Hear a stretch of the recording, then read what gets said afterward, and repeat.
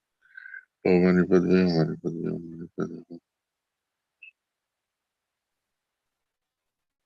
Mani Padme Hum. Om Mani Padme Hum, Mani Padme Hum, Mani Padme Hum, Mani Padme Hum, Mani Padme Hum, Mani Padme Hum. Om Mani Padme Hum. Om Mani Padme Hum. Om Mani Padme Hum. Om Mani Padme Hum. Om Mani Padme Hum. Om Mani Padme Hum. Om Mani Padme Hum. Om Mani Padme Hum. Om Mani Padme Hum. O mani padme hum, O mani padme. O mani padme hum, O mani padme hum. O mani padme hum, O mani padme hum. May whatever sufferings there are from life-threatening diseases, like a butcher leading a being to be slaughtered. Oh, sorry, we missed the first verse. May all the diseases that sadden the minds of sentient beings that result from karma and temporary conditions, such as the harm of graha spirits, illnesses, and the Buddhas, not occur in the realms of the world. May whatever sufferings there are from life-threatening diseases that, like a butcher leading a being to be slaughtered, separate the body from the mind in a mere instant, not occur in the realms of the world. May all embodied beings being harmed by acute, chronic, and other epidemic diseases, the mere sound of whose name terrifies beings as though they'd been placed inside the mouth of Yama, Lord of Death. May all embodied beings being harmed by the 8,000 classes of harmful interferers, the 360 evil spirits harmed suddenly, the 424 diseases, and so forth. May whatever sufferings there are due to disturbances of the four elements, depriving the body and mind of every pleasure, be totally pacified, and the body and mind have radiance and power and be endowed with long life, good and health and well-being. By the compassion of the gurus and the triple gem, by the power of dakinis, Dharma protectors and guardians, and by the power of the truth of the infallibility of karma and its results, may these many dedication and prayers be fulfilled. We'll do dedication prayer. Oi Chanchu Sencho Rinpoche Mage Panam Gyurshe Yewa Nyampa Me Bayan Gonne Gondu Pelmarshu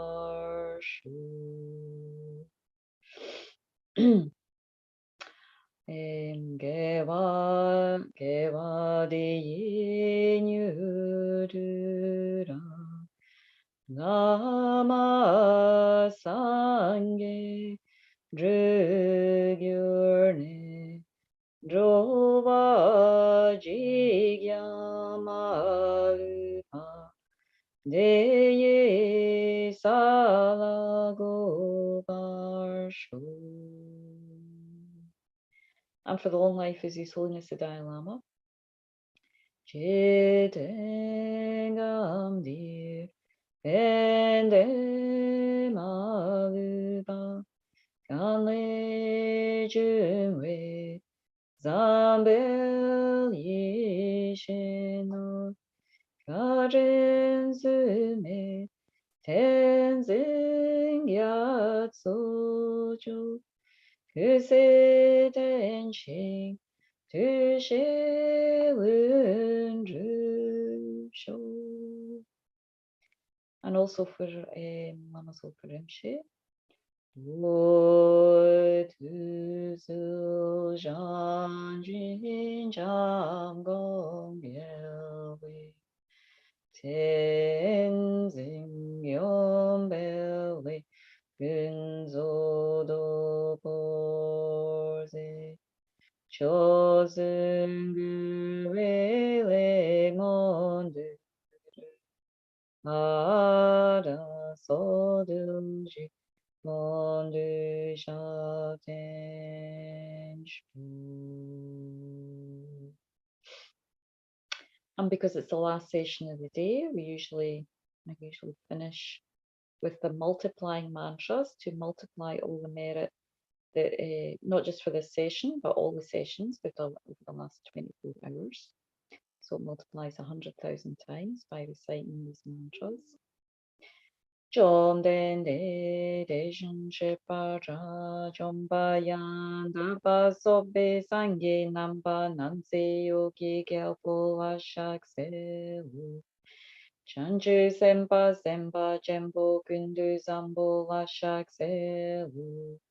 Tayata om benja griva ava bodhine suha. Om duru duru jaya mukhi suha. Tayata Om Benja Griva Ava Bodhini Soha Om Duru Jayamukhi Soha. Tayata Om Benja Griva Ava Bodhini Soha Om Duru Jayamukhi Soha. Tayata Om Benja Griva Ava Bodhini Soha Om Duru Jayamukhi Soha. Tayata Om Benja Driva Ava Bodhini Soha Om Duru Jayamukhi Soha. Tayata Om Benja Driva Ava Bodhini Soha Om Duru Jayamukhi Soha. Tayata Om Benja Driva Ava Bodhini Soha Om Duru Jayamukhi Soha. Chomdende Deshin Shepaja Chombayan Dapa Sobi Sangi Nampa Nansi Sangi Mengele Bijara Ogigya Pola Shakselu. Chomdende Deshin Shepaja Chombayan Dapa Sobi Sangi No Wanda Monman Tamchi Raptu Drupi Pola Shakselu. Due to the blessings emanating from victorious ones and their sons, the truth and infallible dependent rising, and the power of my pure spiritual attitude taking responsibility, may all the aims of my pure prayers be accomplished. Okay, thank you so much. Hi, Aldo. Thank you for your prayers and your multiplying prayers. Yeah. Did you keep up? Did you manage to keep up? Thank you, and see you next week. Thank you, Aldo. Thank you. Take care. Thank you, Angie. Thank you. Madam.